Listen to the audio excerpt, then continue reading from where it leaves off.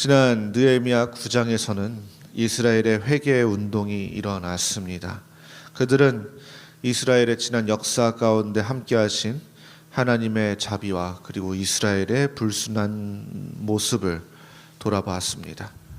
그리고 그들은 자신의 죄를 고백하는 동시에 그 죄로 고통받는 고난을 하나님께 고백하며 용서를 빌었습니다.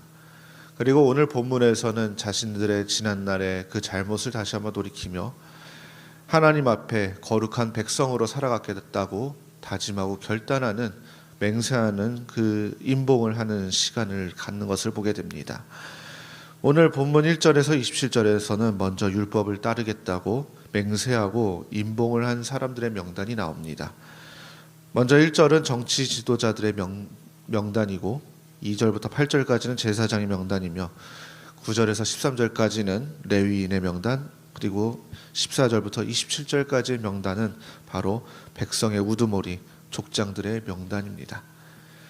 다음으로 28절에서 마지막 절 39절까지는 남은 사람들의 맹세의 명단을 보게 됩니다.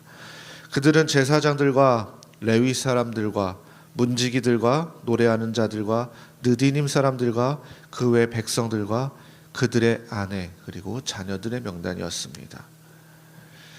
물론 그들은 이 맹세에 인을 치지는 않았지만 인친 자들을 쫓아 율법을 쫓겠다고 맹세하였습니다. 그리고 30절에서 39절까지는 그들이 맹세한 율법의 내용을 담고 있습니다. 그 내용을 소개하면 먼저 첫 번째는 이방인과 결혼 금지 맹세였고, 두 번째는 안식일과 성일에 물건을 구입하거나 금지하는 맹세였습니다. 세 번째는 안식년을 준수하여 일곱째 해마다 땅을 쉬게 하고 모든 빛을 탕감할 것임을 맹세하였습니다. 네 번째는 성전세를 내어서 하나님의 전에서 필요한 것들을 구입하게 하였고, 다섯 번째는 종족대로 제단에 불로 피울 나무를 바치게 합니다. 여섯 번째는 첫 농산물과 첫 열매, 처음 난 것을 하나님께 드린다고 맹세하였고, 마지막은 11조 규례에 대한 맹세를 하였습니다. 오늘 말씀을 정리하면 포로에서 돌아온 이들이 율법을 통해서 회개하고 다시금 하나님 안에서 기쁨을 누리게 되었습니다. 그리고 앞으로 율법을 잘 지키겠다고 다시 한번 하나님께 맹세하였습니다. 그렇게 하나님과의 언약은 이렇게 새롭게 갱신되는 모습을 보게 됩니다.